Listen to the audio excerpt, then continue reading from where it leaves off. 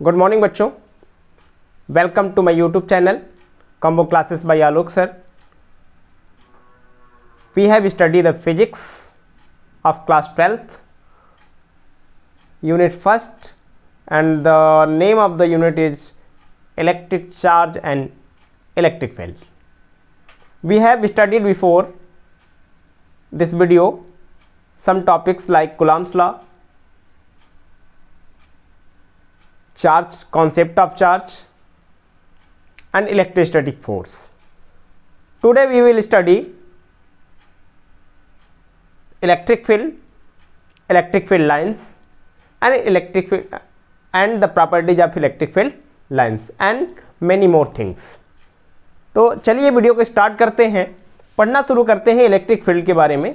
Electric field होता क्या है, इसको डिफाइन कैसे करते हैं, इसको कहते क्या हैं, आखिर इलेक्ट्रिक फील्ड लाइंस होती क्या हैं, इनकी प्रॉपर्टीज क्या क्या होती हैं, इन सब की बात हम लोग धीरे धीरे करके चलेंगे। इलेक्ट्रिक फील्ड का मतलब ये होता है कि एक फिक्स रेंज होता है किसी चार्ज के चारों तरफ का, एक ऐसा रेंज, एक ऐसा एरिया, एक ऐसा स्पेस जिसमें कि उस चार्ज के फोर्स को एक्सपीरियंस किया जा सके। जैसे हम ही लोग हैं तो हम लोगों का इफेक्ट एक फिक्स दायरे तक होगा, एक फिक्स रेंज तक होगा। उसी रेंज में हमारा फोर्स जो होगा किसी दूसरे ऑब्जेक्ट के ऊपर लग सकता है। जैसे हम अपने हाथ को ऐसे आगे करें, जितने डिस्टेंस तक हाथ हमारा जा रहा है उतने डिस्टेंस तक अगर इसके बीच में कोई ऑब्जेक्ट होगा तो हम आसानी से उसको उठा सकते हैं या फिर दूर फेंक सकते हैं, उठा करके अपने पास ला सकते हैं या फिर अपने से दूर कर सकते हैं। लेकिन हमारे हाथों से दूर होगा तो इसका मतलब कि वो हमारे रेंज में नहीं है, वो हमारे फील्ड में नहीं है। तो इलेक्ट्रिक फील्ड का मतलब ये हुआ कि अगर ये एक कोई चार्ज है हमारे पास, मान लेते हैं कि यहाँ पर एक प्लस क्यू चार्ज है और इसका एक फिक्स रीजन है, इतने में ही इसके फोर्स को एक्सपीरियंस किया जा सकता है। इसके बाहर इसके फील्ड को, इसके फोर्स को एक्सपीरियंस नहीं किया जा सकता। तो जितना स्पेस या रीजन या एरिया ये बन रहा है इसके चारों तरफ, उसी स्पेस या एरिया या रीजन को हम क्या कहते हैं, इलेक्ट्रिक फील्ड के नाम से जानते हैं। हमने डिफिनीशन लिखा है कि क्या लिखा हमने, द स्पेस और reason or area around a charge in which the force of electrostatic या the electrostatic force is experienced is called as electric field। यानी किसी चार्ज के चारों ओर का एक ऐसा रीजन, एक ऐसा एरिया, एक ऐसा स्पेस जिसमें उसके फोर्स को, कौन से फोर्स को, इलेक्ट्रोस्टैटिक फोर्स को, अट्रैक्टिव या रिपल्सिव, अगर दोनों चार्जेज अगर प्लस के नेचर के हैं तो रिपल्सिव होगा, दोनों माइनस नेचर के हैं तो रिपल्सिव होगा, और अगर एक प्लस और दूसरा माइनस है तो कंफर्म है कि अट्रैक्टिव नेचर का होगा। Is called as electric field. Clear है। इलेक्ट्रिक फील्ड में क्या कहा हमने कि चार्ज के चारों तरफ का एक फिक्स दायरा, एक फिक्स रेंज जिसमें उसके फोर्स को हम एक्सपीरियंस कर सकते हैं, तो इसको हम कहते हैं इलेक्ट्रिक फील्ड। क्लियर है, हमने लिखा भी है डिफिनीशन। फिर हम पढ़ते हैं इलेक्ट्रिक फील्ड लाइंस क्या होती हैं। इलेक्ट्रिक फील्ड लाइंस का मतलब ये होता है कि ये एक इमेजिनरी कर्व लाइंस होती हैं। ये क्या होती हैं, इमेजिनरी कर्व लाइन होती हैं जिनके किसी भी पॉइंट पर अगर हम टेंजेंट ड्रॉ करते हैं, किसी भी पॉइंट पर, चाहे ए बी सी डी कोई भी पॉइंट हो जाए, X Y Z infinite points होंगे, किसी भी पॉइंट पर अगर हम टेंजेंट ड्रॉ करते हैं तो जो टेंजेंट की डायरेक्शन होगी वो क्या करेगा, इलेक्ट्रिक फील्ड की डायरेक्शन को शो करेगा उस पॉइंट पर। या हमने एक फिगर भी बनाया है, इस फिगर में क्या देख रहे हैं कि ये प्लस क्यू चार्ज है, ये माइनस क्यू चार्ज है। प्लस क्यू से कुछ लाइंस ऐसे निकल करके माइनस क्यू पर जा रही हैं, प्लस क्यू से लाइंस निकल करके माइनस क्यू पर जा रही हैं। इसमें क्या कहा गया है कि इन्हीं लाइंस की बात कर रहे हैं हम लोग। ये जो लाइन हम लोगों ने ड्रॉ किया है, इन्हीं लाइंस को हम क्या कहते हैं, इलेक्ट्रिक फील्ड लाइंस के नाम से जानते हैं। अब क्या कहा हमने, डिफिनीशन क्या लिखा है, electric field lines are those imaginary curve lines. Electric field lines एक ऐसी इमेजिनरी कर्व लाइंस होती हैं, फिर क्या लिखा है, on which at any point, जिनके किसी भी बिंदु पर द टेंजेंट ड्रॉन, जिसके किसी भी पॉइंट पर अगर हम टेंजेंट ड्रॉ करते हैं, स्पर्शरेखा खींचते हैं, drawn gives the direction of electric field at that point, तो उस पॉइंट पर जो टेंजेंट की डायरेक्शन होगा इलेक्ट्रिक फील्ड की डायरेक्शन को शो करेगा। जनरली अगर हम लोग समझते हैं कि जब बारिश हुआ रहता है और रोड पर साइकिल या मोटरसाइकिल जब हम लोग चलाते हैं तो हमारे व्हील से क्या होता है, ये हो गया व्हील, हो गया व्हील से क्या होता है, पानी का छींटा जो होता है इस तरह से निकलता है, पीछे वाले पर्सन पे जा करके पड़ता है। इस तरह का देखे होंगे आप लोग, फील किए होंगे। तो इसका मतलब ये हुआ कि जब ये व्हील इस तरह से रोटेट कर रहा है तो यहाँ पर जो वाटर ड्रॉपलेट्स हैं इस पर फोर्स की डायरेक्शन क्या है, इधर की तरफ है। यहाँ वाले ड्रॉपलेट्स पर फोर्स की डायरेक्शन किधर की तरफ है, यहाँ की तरफ है। यहाँ वाले पार्टिकल्स पर ड्रॉपलेट्स पे फोर्स की डायरेक्शन ऊपर की तरफ है। यहाँ वाले पार्टिकल पर फोर्स की डायरेक्शन इधर की तरफ है। यहाँ वाले पर इधर की तरफ होगा, यहाँ वाले पर इधर की। यानी कि हम लोग किसी भी पॉइंट पर टेंजेंट ड्रॉ करते हैं तो वो क्या करता है, फोर्स की डायरेक्शन को शो करता है या इलेक्ट्रिक फील्ड की डायरेक्शन को शो करता है। इलेक्ट्रिक फील्ड की डायरेक्शन को कहने का मतलब कि किस डायरेक्शन में उस पर फोर्स लगा होगा वो डायरेक्शन को शो करता है, तो हम कहते हैं उसी को इलेक्ट्रिक फील्ड लाइन। समझते हैं, इसी इलेक्ट्रिक फील्ड लाइंस में हम लोग उस फिगर को समझ लेते हैं टेंजेंट ड्रॉ करके। जैसे हम लोगों ने एक टेंजेंट के लिए एक ये पॉइंट ले लिया, दूसरा ये पॉइंट हमने कंसीडर कर लिया, तीसरा हमने यहाँ पर कंसीडर कर लिया, चौथा हमने यहाँ पर, बहुत सारे पॉइंट्स हम कंसीडर कर सकते हैं। यहाँ पर अगर एक हम टेंजेंट ड्रॉ करते हैं तो ये टेंजेंट की डायरेक्शन ये होगी। इस पॉइंट पर जो इलेक्ट्रिक फील्ड की डायरेक्शन होगी किधर की तरफ होगी, इधर की तरफ होगी। इस पॉइंट पर अगर हम टेंजेंट ड्रॉ करते हैं तो टेंजेंट की डायरेक्शन ये होगी, यानी कि यहाँ पर इलेक्ट्रिक फील्ड की डायरेक्शन किधर होगी, इधर की तरफ होगी। अगर हम यही इस पॉइंट पर टेंजेंट ड्रॉ करते हैं तो टेंजेंट की डायरेक्शन ये होगी, टेंजेंट की डायरेक्शन इसकी ये होगी जो यहाँ पर इलेक्ट्रिक फील्ड की डायरेक्शन हो करेगा। उसी तरह से यहाँ पर अगर हम टेंजेंट ड्रॉ करते हैं तो टेंजेंट की डायरेक्शन ये होगी जो इलेक्ट्रिक फील्ड की डायरेक्शन को शो करेगा। यानी किसी भी पॉइंट पर अगर हम टेंजेंट ड्रॉ करते हैं तो उस पॉइंट पर जो टेंजेंट की डायरेक्शन होगी इलेक्ट्रिक फील्ड की यानी फोर्स की डायरेक्शन को शो करेगा। तो इस तरह की इमेजिनरी कर्व लाइंस को ही हम इलेक्ट्रिक फील्ड लाइंस के नाम से जानते हैं। क्लियर है। दूसरी चीज क्या हमने लिखा है, properties of electric field lines. In electric field lines की कुछ क्वालिटीज होती हैं, कुछ प्रॉपर्टी होती हैं, इनके कुछ गुण होते हैं जिनको हम लोग कहते हैं properties of electric field lines. तो बात करते हैं कि इलेक्ट्रिक फील्ड लाइंस की प्रॉपर्टी क्या क्या होती हैं। कभी कभी इसी को लिख दिया जाता है electric field lines of force, तो कंफ्यूजन वाली कोई बात नहीं है। इलेक्ट्रिक फील्ड लाइंस कहें या electric field lines of force या इलेक्ट्रिक फोर्स लाइंस कहें, दोनों का मतलब, तीनों का मतलब, सबका मतलब सेम है। क्लियर है। इलेक्ट्रिक फील्ड लाइंस में अगर देखा जाए तो पहली प्रॉपर्टी क्या होती है कि देख रहे हैं कि जितनी भी लाइनें स्टार्ट हुई हैं पॉजिटिव से स्टार्ट हुई हैं और नेगेटिव पर जाकर के एंड हो गई हैं। यानी कि हम पहली प्रॉपर्टी लिखेंगे, इस फिगर में हमको दिख भी रहा है कि जितनी भी लाइंस ऑरिजिनेट हुई हैं, निकली हैं, स्टार्ट हुई हैं, यहाँ प्लस से स्टार्ट हुई हैं और माइनस पर जाकर के खत्म हो गई हैं। पहली लाइन को भी देखें तो प्लस से चला है, माइनस पे जाके खत्म हो गया। दूसरा लाइन भी प्लस से चला, माइनस पे जाके खत्म हो गया। उसी तरह से नीचे भी लाइंस दिख रही हैं और भी बहुत सारी रेज निकली हुई हैं, बहुत सारी लाइंस निकली हुई हैं, रेज नहीं लाइंस निकली हुई हैं। ये सभी क्या होंगे, धीरे धीरे जा करके बहुत बड़े में ऐसे जा करके वहाँ पर एंड हो जाएंगी। इसका मतलब फर्स्ट प्रॉपर्टी हो गया all the electric field lines, या फिर कहेंगे electric field lines are started from positive and ends at negative. यानी कि जितनी भी इलेक्ट्रिक लाइन प्रोड्यूस होती हैं, इलेक्ट्रिक फील्ड लाइंस प्रोड्यूस होती हैं, वो सभी प्लस से चलती हैं, प्लस से स्टार्ट होती हैं और माइनस पर जाकर के खत्म हो जाती हैं। दूसरी प्रॉपर्टी क्या है, दूसरी प्रॉपर्टी में हम लोग कहते हैं कि दूसरी प्रॉपर्टी इसके डिफिनीशन से लिख देंगे कि किसी भी पॉइंट पर अगर हम टेंजेंट ड्रॉ करते हैं तो जो टेंजेंट की डायरेक्शन होगी वो उस पॉइंट पर टेंजेंट की जो डायरेक्शन होगी वही इलेक्ट्रिक फील्ड की डायरेक्शन को शो करेगा। तो वही हमने सेकेंड प्रॉपर्टी में लिखा है कि the tangent drawn at any point, क्या लिखा हमने, the tangent drawn at any points gives the direction of electric field at that point on the line. Clear है। उस पॉइंट पर टेंजेंट की डायरेक्शन जो होगी इलेक्ट्रिक फील्ड की डायरेक्शन को शो करेगा। दूसरी चीज हमने क्या लिखा है, थर्ड टॉपिक में हमने लिखा है, थर्ड प्रॉपर्टी में लिखा है, क्या देख रहे हैं कि यहाँ पे बहुत सारी लाइंस हमने बना तो दिया, लेकिन कहीं भी देख रहे हैं कि दो या दो से ज्यादा इलेक्ट्रिक फील्ड लाइंस एक दूसरे को कभी इंटरसेक्ट नहीं की हैं। ये भी दोनों पैरेलल हैं, ये सभी देख रहे हैं कि कभी इंटरसेक्ट नहीं की हैं। इसका मतलब कि एक नेक्स्ट प्रॉपर्टी हो गई कि टू और more than two electric field lines never intersect to each other. Clear है।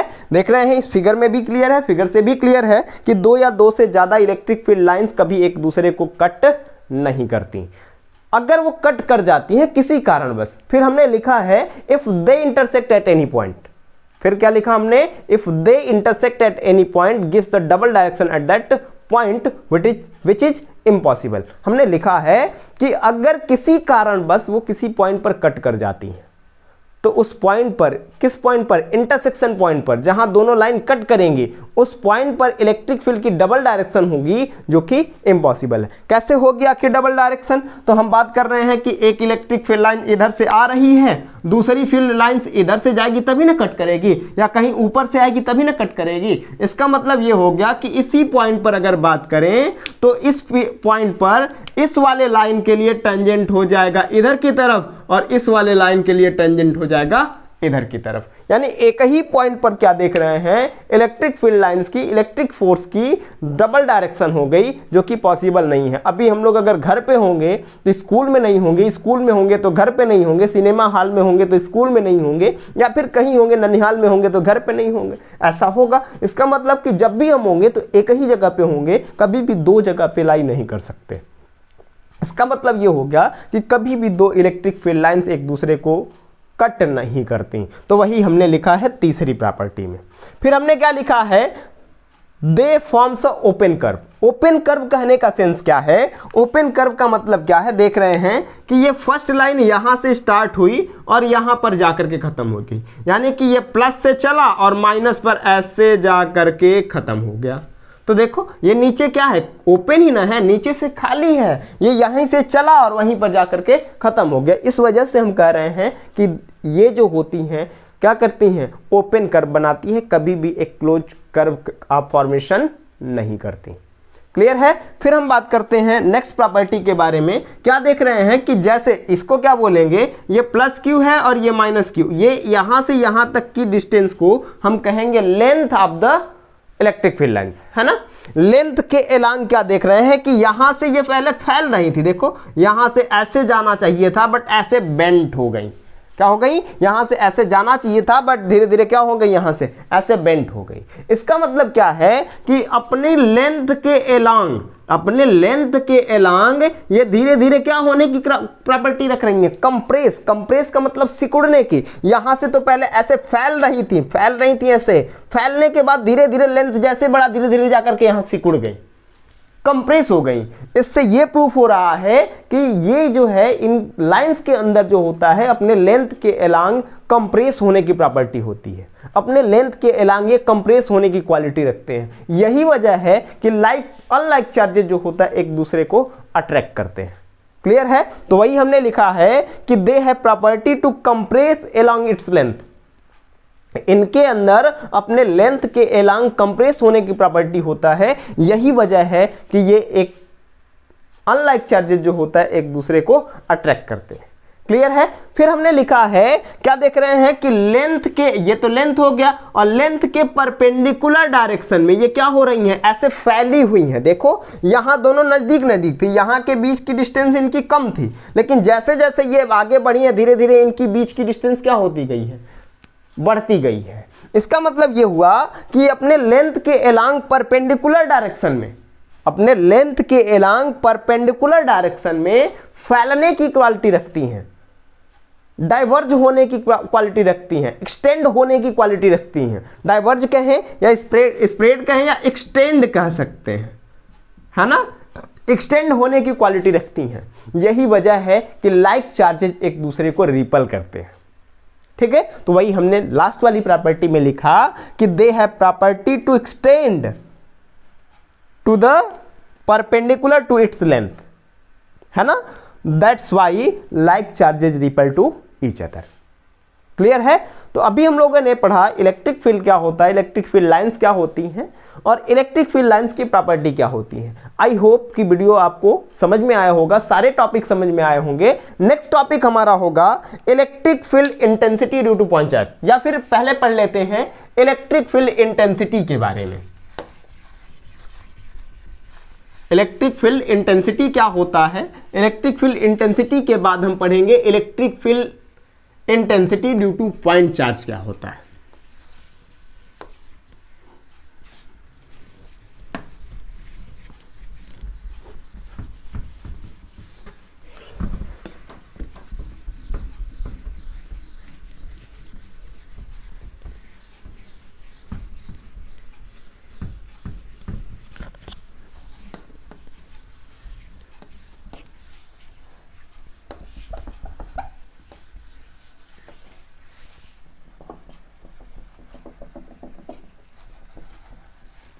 चलिए, हमारा टॉपिक क्या है? Electric field intensity.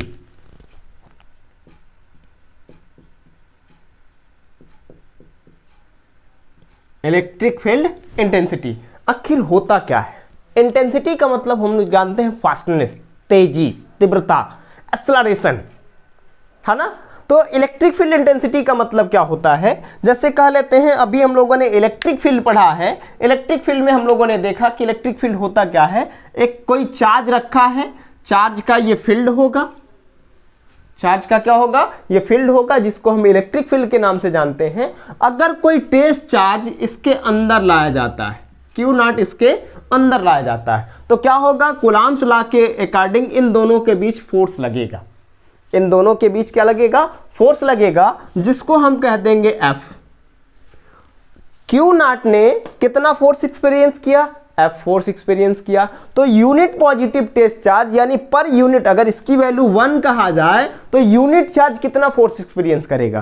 तो F upon Q not force experience करेगा, और इसी को हम कहते हैं इलेक्ट्रिक फील्ड इंटेंसिटी। क्लियर है? क्या कहते हैं? The electrostatic force, the electrostatic force per unit test charge, per unit test charge experienced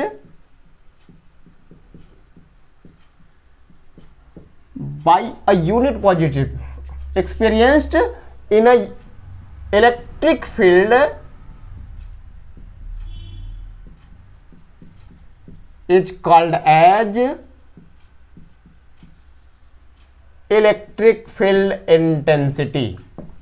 ठीक है, इसी को हम लोग क्या कहते हैं? यूनिट पॉजिटिव चार्ज के द्वारा जितना फोर्स एक्सपीरियंस किया जाएगा इलेक्ट्रिक फील्ड में, उसी फोर्स को हम इलेक्ट्रिक फील्ड इंटेंसिटी के नाम से जानते हैं। It is denoted by capital E. किससे डिनोट करेंगे? It is denoted by, it is denoted by capital E. किससे?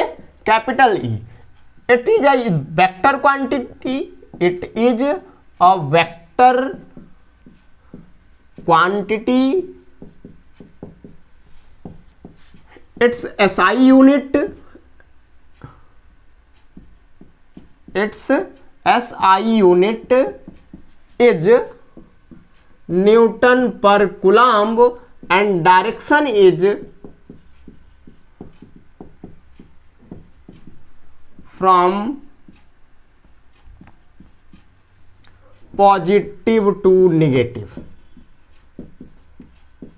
ठीक है, इसकी डायरेक्शन क्या होती है? पॉजिटिव से नेगेटिव होती है। ये एक वेक्टर क्वांटिटी है, इसका यूनिट जो होता है न्यूटन पर कूलम्ब होता है, एंड डायमेंशन इज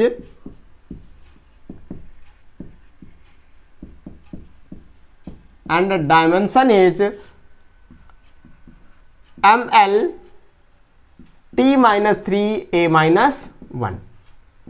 क्लियर है? इसका डायमेंशन क्या होगा? ml t-3a-1। And given by formula क्या होगा? E vector equal to F vector upon Q naught, where Q naught क्या है? टेस्ट चार्ज है, टेस्ट चार्ज है, या फिर इसको ऑब्जर्विंग चार्ज भी कहते हैं। यही चार्ज जो है प्लस क्यू चार्ज के इलेक्ट्रिक फील्ड में आ रहा है और उसके फोर्स को एक्सपीरियंस कर रहा है, इस वजह से इसका नाम टेस्ट चार्ज रखा गया। यही फोर्स को बता रहा है कि नहीं मेरे ऊपर इफेक्ट पड़ा है उसका या नहीं पड़ा है, इस वजह से इसका नाम हम रख रहे हैं टेस्ट चार्ज। क्लियर है? फिर नेक्स्ट हमारा टॉपिक होगा electric field intensity due to point charge, या फिर electric field due to point charge. ठीक है, बहुत ही मजेदार टॉपिक होगा इलेक्ट्रिक फील्ड इंटेंसिटी। हर एक साल न्यूमेरिकल इस पर आता है, साथ ही साथ इसको ड्राइव करने के लिए आता है। तो इस वजह से हम इस टॉपिक को बड़े ध्यान से पढ़ेंगे, धीरे धीरे एकदम आराम से पढ़ेंगे। Electric field intensity due to point charge, है ना? Electric field intensity due to point charge. अब हमारा कॉन्सेप्ट क्या है कि एक पॉइंट चार्ज रखा है उस पॉइंट चार्ज के थ्रू किसी पॉइंट पर इलेक्ट्रिक फील्ड कितना होगा ये हमें कैलकुलेट करके बताना है। डिस्टेंस बढ़ेगा तो क्या इलेक्ट्रिक फील्ड कम होगा, डिस्टेंस घटेगा तो क्या इलेक्ट्रिक फील्ड ज़्यादा होगा, या फिर इलेक्ट्रिक फील्ड डिस्टेंस के ऊपर डिपेंड करेगा या नहीं करेगा, ये सारी बातें हम लोग यहाँ पर क्लियर करते हुए चलेंगे। साथ ही साथ हम लोग इसके इम्पोर्टेंस को जानेंगे कि ये एग्जाम में कितना ज़्यादा इम्पोर्टेंट है, इसका एप्लीकेशन आगे किया जाता है, इसको और यूज करके और भी बहुत सारे फार्मूले ड्राइव किए जाते हैं। इस वजह से इस टॉपिक को वेरी इंपॉर्टेंट करके चलेंगे, बहुत ज़्यादा इंपॉर्टेंट मान करके चलेंगे और एग्जाम के लिए इसको अच्छे से एकदम प्रिपेयर कर लेंगे। चलिए तो देखते हैं क्या है। एक हमारा एक पॉजिटिव चार्ज हो गया, ये रहा प्लस क्यू चार्ज ओ पर रखा है। इससे आर डिस्टेंस पर एक कोई पॉइंट P है। कितने डिस्टेंस पर है? R डिस्टेंस पर एक कोई पॉइंट P है जिस पर हमें प्लस क्यू के थ्रू नेट इलेक्ट्रिक फील्ड की वैल्यू कैलकुलेट करके बताना है। तो क्या लिखेंगे? Consider an electric charge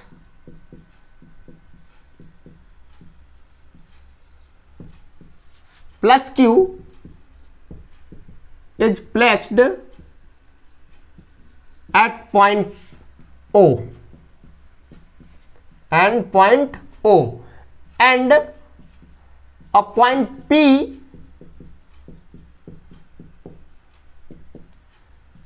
is at distance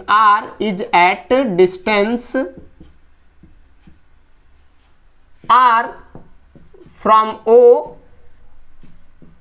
at which we have to find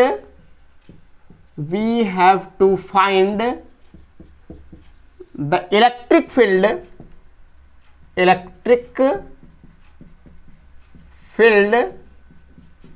due to plus Q, है ना। क्या कहा हमने कि प्लस क्यू है, पॉइंट ओ पर रखा हुआ है, प्लस क्यू से यानी ओ से आर डिस्टेंस पर एक पॉइंट P है जिस पर हमें प्लस क्यू के कारण इलेक्ट्रिक फील्ड की वैल्यू कैलकुलेट करके बतानी है।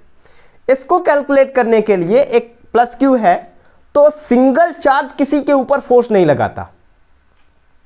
जब तक दो चार्जेस नहीं होंगे तब तक फोर्स को एक्सपीरियंस नहीं कर सकते, कंपेयर नहीं कर सकते। जब तक दो पर्सन नहीं होंगे तब तक छोटा बड़ा, गोरा काला, पतला दुबला, मोटा पतला, ऐसा कंपेयर हम नहीं कर सकते। इसका मतलब ये हुआ कि जब दो चार्जेज होंगे तब भी फोर्स लगाएंगे और उनके लिए हम लोग कूलम्ब्स लॉ के हेल्प से फार्मूला निकाले हुए हैं। उसके हेल्प से हम लोग क्या करेंगे? फार्मूला फोर्स का कैलकुलेट कर लेंगे। तो इसके लिए हम कंसीडर करेंगे कि एक टेस्ट चार्ज जो है पॉइंट P पर रखा हुआ है। क्या है? एक टेस्ट चार्ज जो है पॉइंट P पर जो है रखा हुआ है। कौन सा चार्ज रखा हुआ है? टेस्ट चार्ज, ऑब्जर्विंग चार्ज जिसको कहते हैं। तो क्या कहेंगे? Consider a charge, consider a test charge Q naught is placed at point P, है ना। पॉइंट P पर क्या है? एक टेस्ट चार्ज Q naught रखा हुआ है। Then by using Coulomb's law,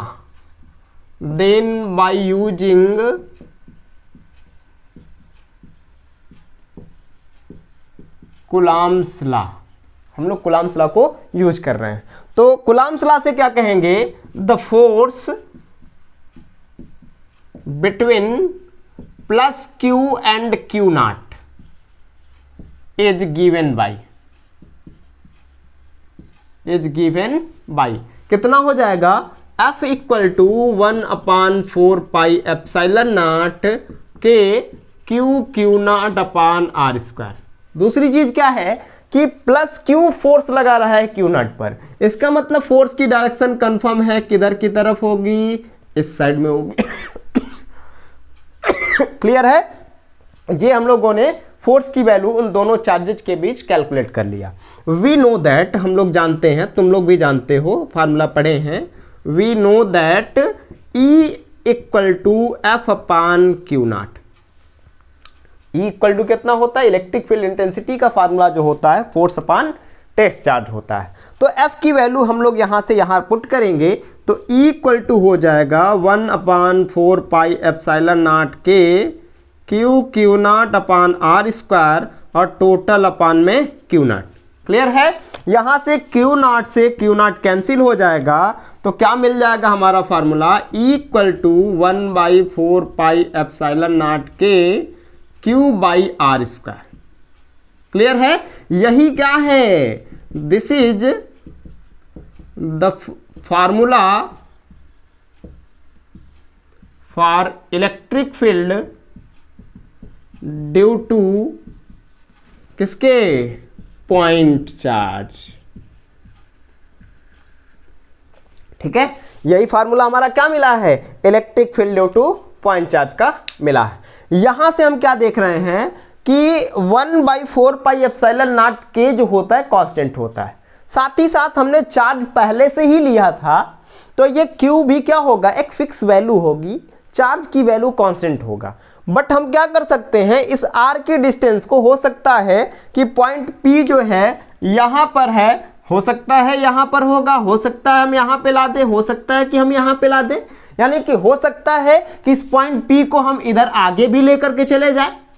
तो उस कंडीशन में क्या होगा, फोर्स की वैल्यू क्या होने लगेगी, वेरी करने लगेगी। अगर डिस्टेंस घटाएंगे, डिस्टेंस डिक्रीज करेंगे तो फोर्स इंक्रीज होगा, और अगर डिस्टेंस को इंक्रीज करेंगे तो फोर्स जो होगा डिक्रीज होगा। तो यहां से हमें क्या मिल गया, इस क्वांटिटी में से ये तो कांस्टेंट है, ये Q को भी हम कांस्टेंट कह रहे हैं क्योंकि ऑलरेडी वो गिवन था। तो यहां से हमें क्या मिल जाएगा, E is proportional to 1/r square. इसका मतलब ये हुआ कि जब चार्ज और पॉइंट के बीच का डिस्टेंस ज्यादा होगा तो इलेक्ट्रिक फील्ड कम होगा, और पॉइंट और चार्ज के बीच का डिस्टेंस जब कम होगा तो इलेक्ट्रिक फील्ड ज्यादा होगा। क्लियर है। नेक्स्ट टॉपिक हमारा होगा कूलॉम्स लॉ। कूलॉम्स लॉ हम लोगों ने पढ़ा था पहले भी, लेकिन पूरा हम लोगों ने नहीं पढ़ा था, केवल स्केलर फॉर्म में पढ़ा था।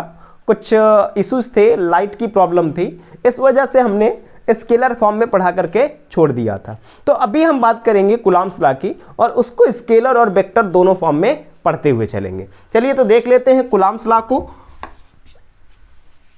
स्केलर और वेक्टर दोनों फॉर्म में देख लेंगे, है ना। साथ ही साथ हम कूलॉम्स लॉ का यूज करके Newton's third law of motion को भी प्रूफ करेंगे।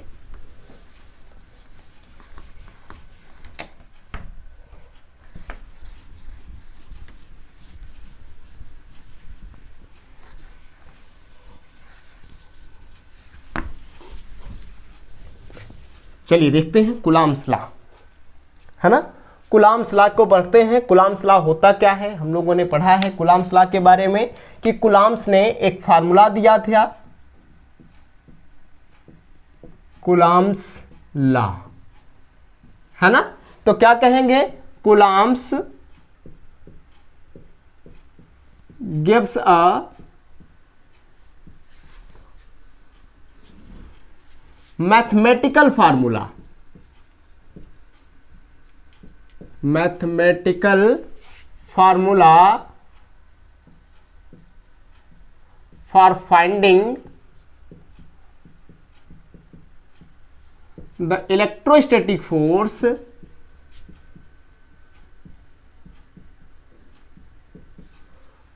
Static force between two charges, between two charges which is called as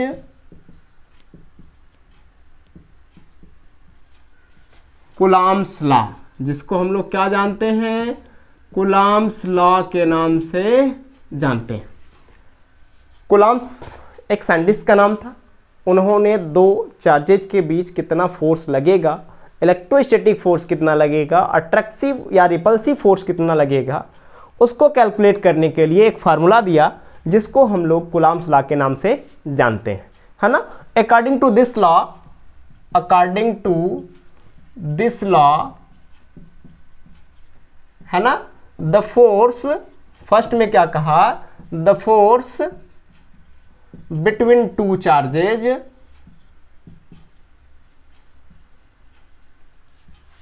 is directly proportional to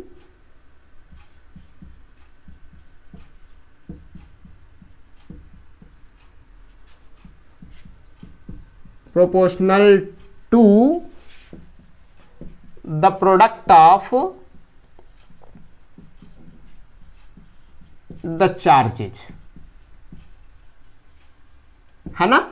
क्या कहा उन्होंने कि अगर दो चार्ज हैं, ये दो चार्जेज हमने ले लिया Q1 एंड Q2, इन दोनों के एक दूसरे से r डिस्टेंस पर हमने रखा है, तो क्या कहा इन्होंने कि जो फोर्स लगेगा वो directly proportional to product of the charges होगा, दोनों चार्ज के प्रोडक्ट के डायरेक्टली प्रोपोर्शनल में होगा। साथ ही साथ इन्होंने क्या कहा कि it is inversely proportional to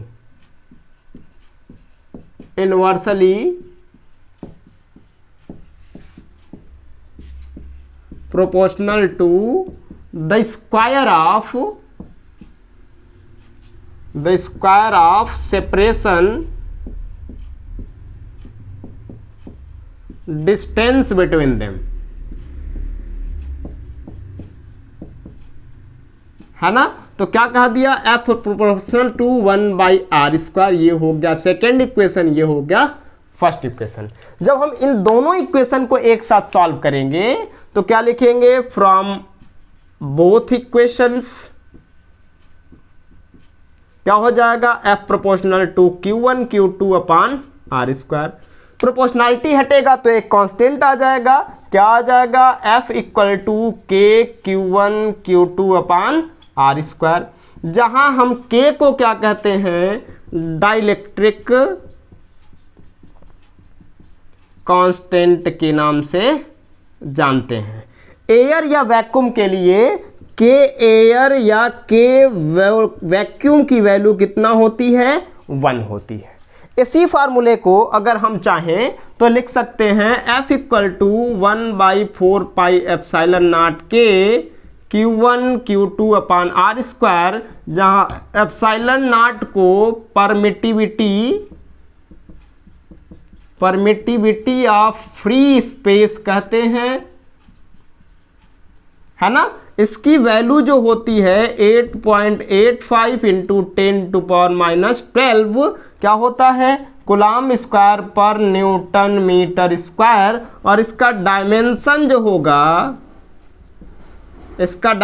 जो होगा कितना हो जाएगा, m-1 L-3 T4A2, ये हो जाएगा इसका डायमेंशन। साथ ही साथ इस 1/4πε0 की जो वैल्यू होगी 9 × 10⁻9 होगी, ठीक है। तो इस तरह से हम लोगों ने कूलम्ब्स लॉ को स्केलर फॉर्म में पढ़ा और कूलम्ब्स लॉ को स्केलर फॉर्म में हमने ऐसा लिख दिया, और ये फार्मूला हमें मिल गया F equal to 1/4πε0 K Q1 Q2/r², और इसी को हम कहते हैं कूलम्ब्स लॉ।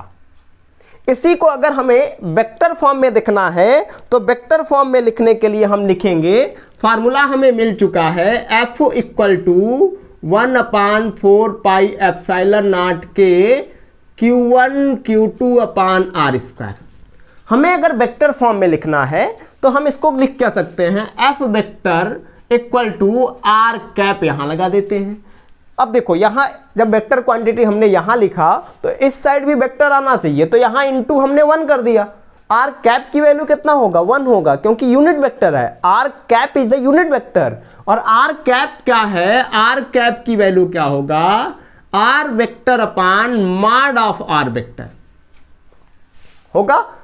r कैप को क्या कहते हैं, यूनिट वेक्टर कहते हैं। तो हमारा न्यू फार्मूला क्या हो जाएगा, F वेक्टर इक्वल टू हो जाएगा 1/4πε0 K Q1 Q2/r² इंटू, अब r कैप की वैल्यू हमारा है r vector upon r mod of r। इसको और क्या लिख सकते हैं, F vector equal to 1/4πε0 K Q1 Q2/r³ r² r vector upon r। Mod जब r का निकालेंगे तो वेक्टर क्या हो जाएगा, हट जाएगा। तो यहां से हम फिर क्या लिख सकते हैं, f वेक्टर इक्वल टू लिख सकते हैं, क्या लिख सकते हैं, 1/4 पाई एप्सिलॉन नॉट के Q1 Q2 अपान r क्यूब r वेक्टर, है ना। This is the Coulomb's law in vector form. क्या कहेंगे, this is the Coulomb's law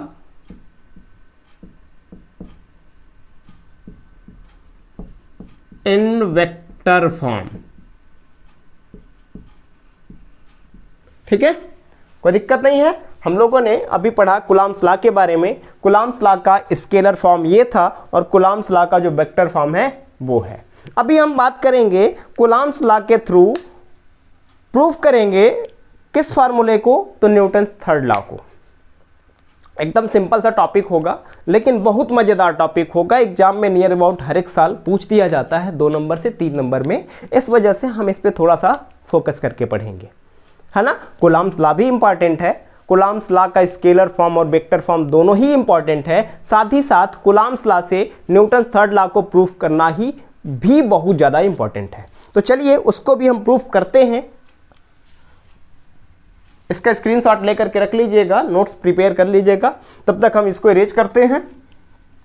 चलिए देखते हैं, इरेज करते हैं।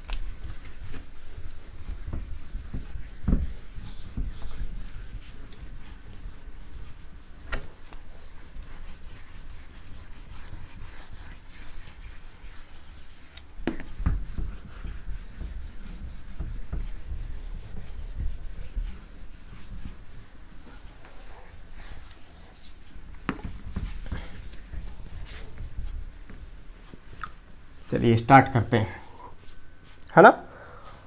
क्वेश्चन हमारा क्या होगा, क्वेश्चन जो हमारा होगा,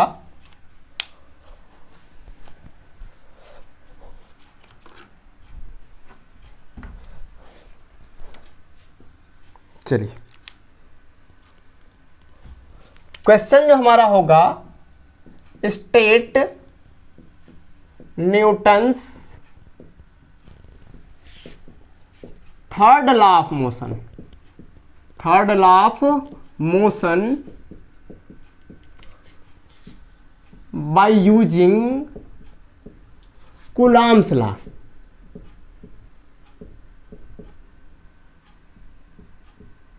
कूलम्ब्स लॉ को यूज करके और न्यूटन थर्ड लॉ को प्रूफ करिए।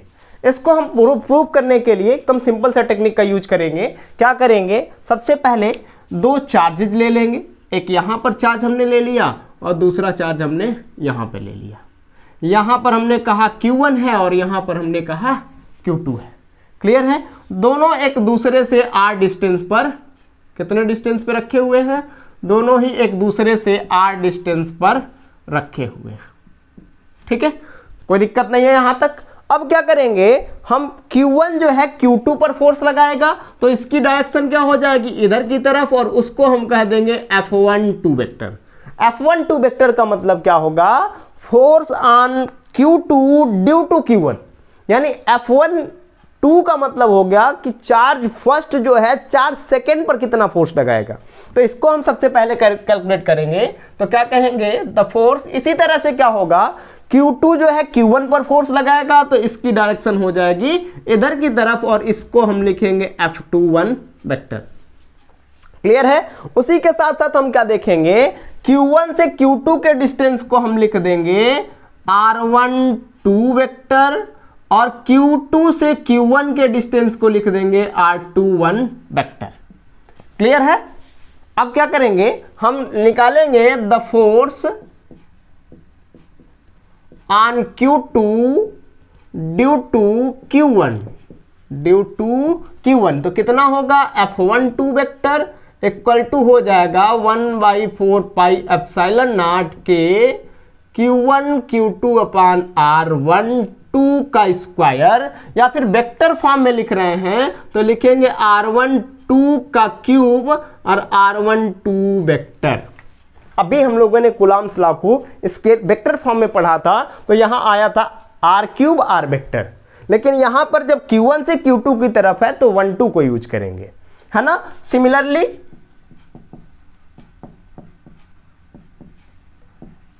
F21 की वैल्यू कितना हो जाएगा, सेम हो जाएगा वैल्यू 1/4 पाई एप्सिलॉन नॉट के Q1 Q2 अपान R21 क्यूब और R21 वेक्टर।